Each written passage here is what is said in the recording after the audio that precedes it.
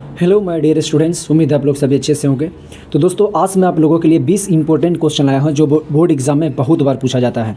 तो दोस्तों, आज जो मैं 20 क्वेश्चन बताने वाला हूं, तो आज मैं देखना चाहता हूं कि आप कितने क्वेश्चन को अटेम्प्ट कर सकते हो। ओके, आते हो तो मैं आपको क्वेश्चन पढ़ूंगा, ऑप्शन 4 में दूंगा और उस ऑप्शन में आपको जो है आपको 3 सेकेंड या 4 सेकेंड का आपको समय दिया जाएगा। उसमें से आपको दिमाग में सिर्फ जो है सोचना है कि इसमें से कौन ऑप्शन सही है। ओके, फिर मैं बताऊँगा, फिर आपको जज करते जाना है कि हमसे कितने क्वेश्चन सही हो पा रहा है और कितने नहीं हो पा रहा है। ओके, तो चलते हैं क्वेश्चन की तरफ और स्टेप बाय स्टेप देखते हैं। सबसे पहला क्वेश्चन क्या है, तो पहला क्वेश्चन यहाँ पर कहा जा रहा है कि हीलियम कैसा तत्व है। ओके, क्या कहा जा रहा है, हीलियम कैसा तत्व है। ऑप्शन नंबर ए में कहा जा रहा है अक्रिय तत्व है, बी में कहा जा रहा है क्रियाशील तत्व है, सी में कहा जा रहा है सक्रिय तत्व है और डी में कहा जा रहा है उदासीन तत्व है। तो चलो, आपका टाइमिंग स्टार्ट हो रहा है। आप इसमें से सिर्फ जज कीजिए कि चारों में से कौन सही हो सकता है। ओके, फिर मैं आपको बताऊँगा 1 2 3। तो हीलियम गैस जो है वो एक ऐसा तत्व है, वो क्या है, अक्रिय है। क्या है, अक्रिय। ओके, क्योंकि आप सभी को पता होना चाहिए कि हीलियम गैस जो होता है वो इसके बाहरी अष्टक फुल होता है और जिसके बाहरी अष्टक में परमाणु की संख्या फुल होता है तो उसको अक्रिय गैस कहा जाता है। याद रखिएगा। ओके, ठीक ना। तो यहाँ पर जो है ऑप्शन हो जाएगा एक का ऑप्शन ए जो है इसका राइट आंसर हो जाएगा। दूसरा क्वेश्चन देख लेते हैं। तो दूसरा क्वेश्चन कहा जा रहा है कि जल में हाइड्रोजन तथा ऑक्सीजन की परमाणु संख्या का अनुपात क्या होगा। अब सिंपल सी, चलो ठीक है, ऑप्शन नंबर ए में कह रहा है 2:1 होगा, बी में कह रहा है 2:3 होगा, सी में कह रहा है 3:1 होगा और डी में कह रहा है 2:2 होगा। तो आप जज कीजिए कि पानी में हाइड्रोजन और ऑक्सीजन की परमाणु संख्या का अनुपात क्या होगा, इनमें से कौन सही है। चलो, आपका टाइमिंग स्टार्ट है, सोचिए। चलिए, तो इसका राइट आंसर आपका हो जाएगा 2:1। क्यों होगा, क्योंकि जल में पहले हाइड्रोजन पूछा फिर ऑक्सीजन। तो जल का परमाणु संख्या जो होता है वो उसमें हाइड्रोजन का 2 तत्व होता है, 2 परमाणु होता है, जबकि ऑक्सीजन का एक ही परमाणु होता है H2O। तो यहाँ पर हाइड्रोजन हो जाएगा 2 और ऑक्सीजन का हो जाएगा 1, तो 2:1। ऑप्शन नंबर ए इसका क्या हो जाएगा, राइट आंसर हो जाएगा। तो अगला क्वेश्चन देखते हैं 3 नंबर।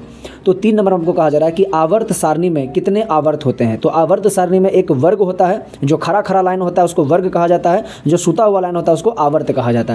तो बताइए आवर्त सारणी में कितने आवर्त होता है। तो आवर्त की संख्या आपसे पूछा जा रहा है। तो ऑप्शन नंबर ए में कह रहा है 7, बी में कह रहा है 9, सी में कह रहा है 8 और डी में कह रहा है 12। तो बताइए कौन आंसर सही होगा, आप अपने माइंड से जज कीजिए। ओके, चलो, तो इसका राइट आंसर आपका हो जाएगा 3 का हो जाएगा 7। ओके, तो आवर्त सारणी में कितने आवर्त होता है, तो 7। अब आपसे अगर वर्ग की संख्या पूछता तब कितना हो जाएगा, तब हो जाएगा 18। ओके, तो आप याद रखिएगा, काफ़ी बढ़िया सवाल है। 4 नंबर में कहा जा रहा है कि सिलिकॉन क्या है। ऑप्शन नंबर ए में कह रहा है कि धातु है, बी में कह रहा है अधातु है, सी में कह रहा है उपधातु है, डी में कह रहा है इनमें से कोई नहीं। तो जज कीजिए इसमें आंसर राइट जो है वो क्या है। ओके, चलो, आपका टाइमिंग स्टार्ट है, सोच लिए।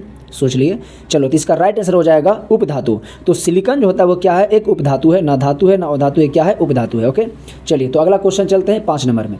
5 में कह रहा है कि OH का क्रियाशील मूलक कौन सा है, यानी कि OH जो है ये किसका क्रियाशील मूलक है। ए में कह रहा है कीटोन, बी में कह रहा है एल्डिहाइड, सी में कह रहा है एल्कोहल और डी में कह रहा है इनमें से कोई नहीं। चलो, जज करो इसमें से राइट आंसर कौन होगा, जज करो, दिमाग लगाओ। चलो, तो इसका राइट आंसर हो जाएगा OH का जो है क्रियाशील मूलक जो है कौन है, तो वो क्या हो जाएगा, एल्कोहल। ठीक ना, क्योंकि एल्कोहल का ही जो है जिस ग्रुप में जिस कार्बोहाइड्रेट में OH लगा होगा, समझना वो क्या होगा, एल्कोहल होगा। याद रखना, बहुत बढ़िया सवाल है। चलो, 6 नंबर क्वेश्चन देख लेते हैं। तो 6 नंबर में कहा जा रहा है कि प्रकृति में ऑक्सीजन का संतुलन कैसे बना रहता है, यानी प्रकृति यानी हमारे पर्यावरण में जो है ऑक्सीजन का संतुलन घटता नहीं है, वो कैसे बना रहता है, मेंटेन कैसे रहता है।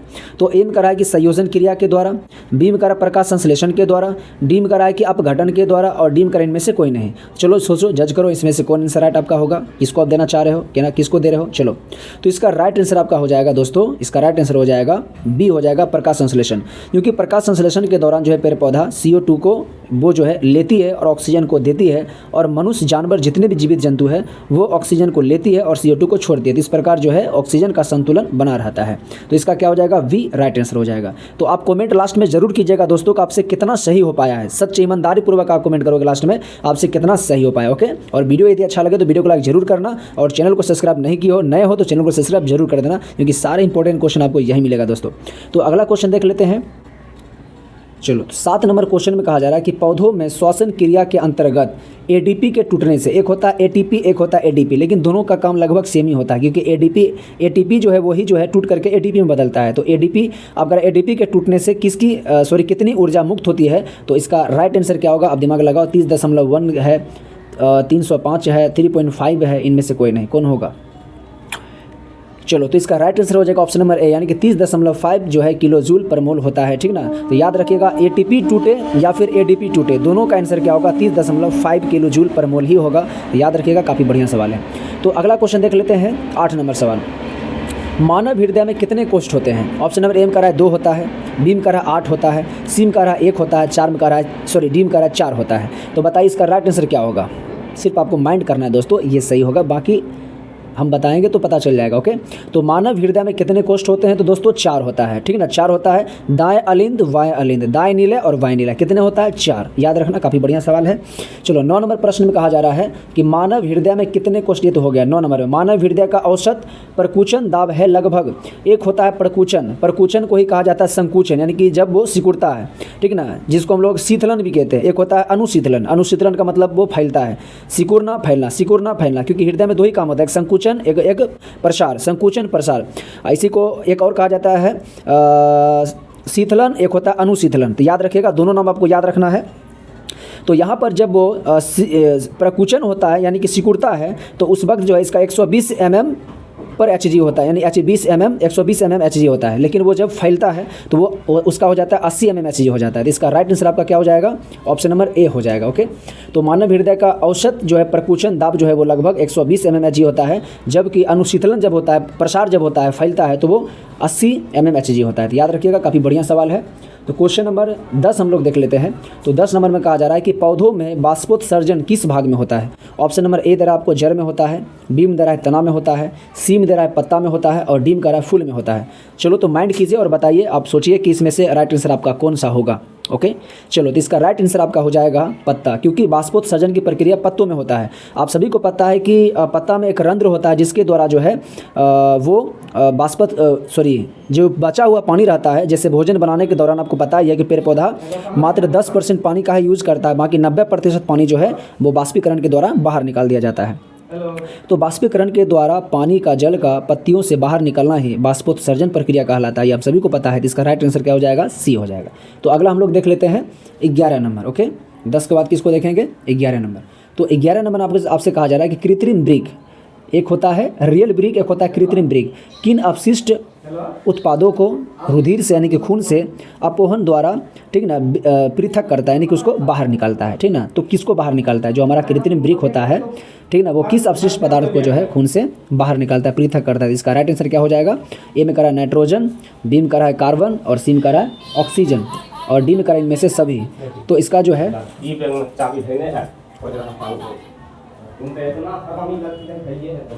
ठीक ना, तो इसका राइट आंसर आपका हो जाएगा नाइट्रोजन युक्त, ठीक ना, क्योंकि आपको पता है कि ब्लड से जो है वृक्क का जो छनने का काम होता है वो यूरिया का छनने का काम होता है, पेशाब को वो छनने का काम करता है, ठीक ना, यूरिया जिसको हम लोग कहते हैं, और यूरिया जो है वो नाइट्रोजन युक्त होता है। ओके, तो इसका राइट आंसर क्या हो जाएगा? ए ऑप्शन हो जाएगा।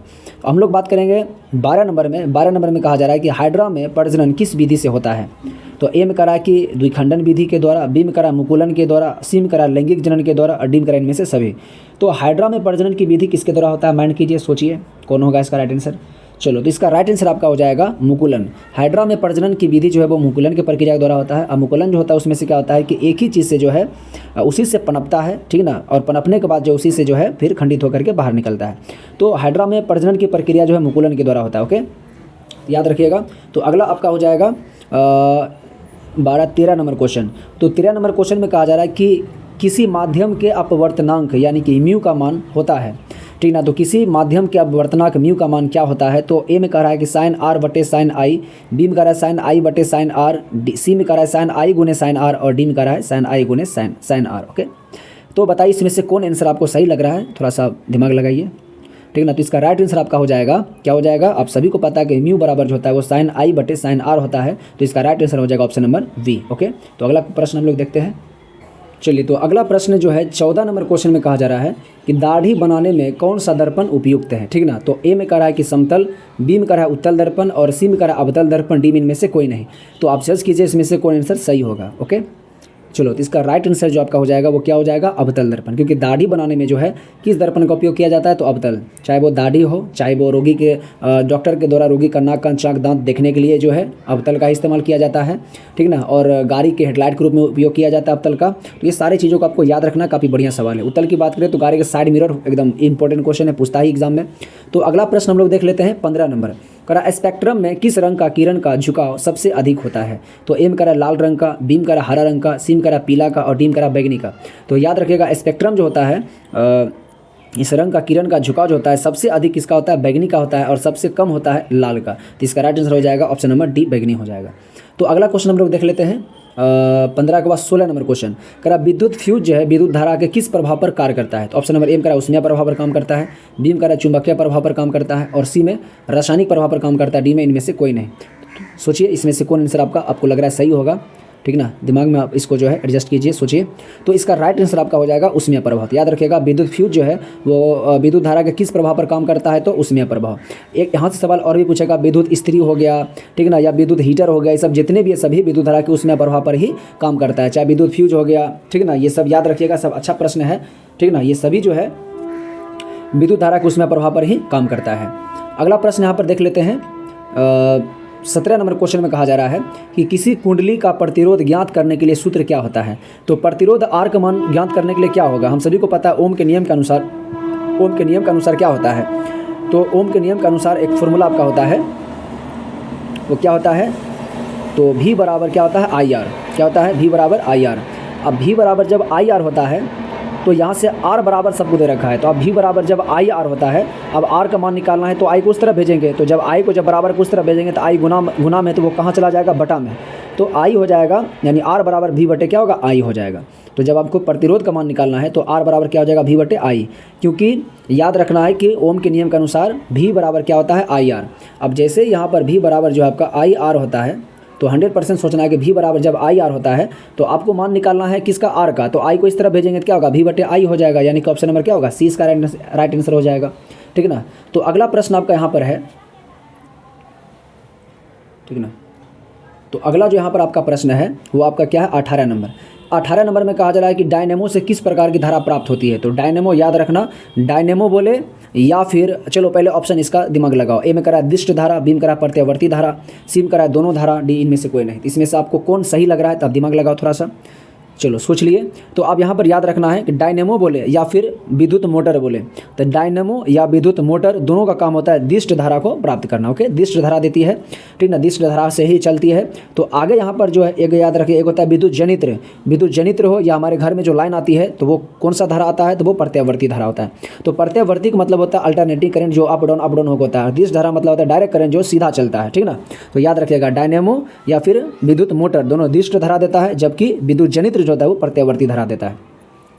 अब यहाँ पर आपका हो गया 8 के बाद 9 नंबर क्वेश्चन थे। 9 नंबर में कह रहा है कि डेंगू उत्पन्न करने वाला मच्छर किस तरह के जल में रहता है। तो ए में कह रहा है कि साफ जल, बी में कह रहा है गंदा जल, और सी में कह रहा है खारा जल, और डी में कह रहा है मृदु जल। तो सोचिए इसका राइट आंसर क्या होगा, दिमाग लगाओ थोड़ा सा, चलो सोच लिए। चलिए, तो इसका राइट आंसर हो जाएगा साफ जल। तो याद रखिएगा डेंगू उत्पन्न करने वाला मच्छर जो होता है वो किस जल में रहता है, तो साफ जल में रहता है। तो इसका आंसर राइट हो जाएगा ऑप्शन नंबर ए हो जाएगा। तो लास्ट और 20 नंबर क्वेश्चन देख लेते हैं। करा निम्नलिखित में से कौन वायु गैस ईंधन का स्रोत नहीं है। ए में करा लकड़ी, बी में करा गोबर गैस, सी में करा नाभिकीय ऊर्जा, और डी में करा कोयला। तो अब माइंड कीजिए, बताइए कौन नहीं होगा, यानी वायु गैस ईंधन का स्रोत कौन नहीं है इसमें से, चलो सोच लिए। तो इसका राइट आंसर आपका हो जाएगा कोयला। ऐसा क्यों हुआ, तो समझ लो। लकड़ी, देखो वायु गैस उसको कहा जाता है, वायु गैस ईंधन वो होता है जो सामान जो होता है ना, जो सामान जो है कुछ दिन पहले ही जो है उसको फेंका गया हो, यानी कि उसका एज ज़्यादा ना हो, कम एज हो, ठीक ना। यानी कि जैसे होता है ना कि कोई सरागला चीज़ अभी जस्ट हमने फेंका, कुछ ही दिन हुआ है, ज़्यादा दिन का ना हो वो। तो ऐसे पदार्थ को जब हम लोग जो है ईंधन के रूप में तैयार करते हैं, गैस के रूप में तैयार करते हैं, तो वो आपका होता है वायु गैस ईंधन। ओके, लेकिन कोयला जो होता है ना, इसको बनने में लाखों वर्ष लग जाता है। तो ऐसे जीवाश्म ईंधन एक प्रकार का जीवाश्म ईंधन है, तो जिसको बनने में लाखों वर्ष लग जाता है वो बायोगैस नहीं होता है, ठीक ना। जो लाखों वर्षों में जो प्राप्त, जैसे लकड़ी लाखों वर्ष में प्राप्त नहीं होता, नाभिकीय इंजन भी ऐसा नहीं है, ना बायोगैस है, गोबर गैस है, ये भी आपको लाखों वर्ष में तैयार, ये नहीं सब जो है इजीली में कम समय में प्राप्त हो जाता है। तो ऐसे जो पदार्थ से जो ईंधन बनाया जाएगा वो बायोगैस ईंधन होगा, लेकिन कोयला ईंधन है, लेकिन ये जीवाश्म ईंधन है, ये बायोगैस ईंधन नहीं है, याद रखिएगा। चलिए, तो टोटल 20 क्वेश्चन हमने कर दिया है। तो आप कमेंट जरूर कीजिएगा कि आपने कितना इसमें से सही किया, 20 में से आपका कितना सही हुआ है, ठीक ना। और अभी तक वीडियो को लाइक नहीं किया तो लाइक जरूर कर दो, और चैनल को सब्सक्राइब अभी तक नहीं किया तो चैनल को सब्सक्राइब जरूर कर दो, क्योंकि मैं जितने भी इंपॉर्टेंट वीडियो होता है मैं वही आपके लिए लाता हूँ, बोर्ड एग्जाम के लिए काफ़ी इंपॉर्टेंट होता है। तो फिर मिलते हैं एक अच्छे वीडियो के साथ, तब तक के लिए जय हिंद, जय भारत।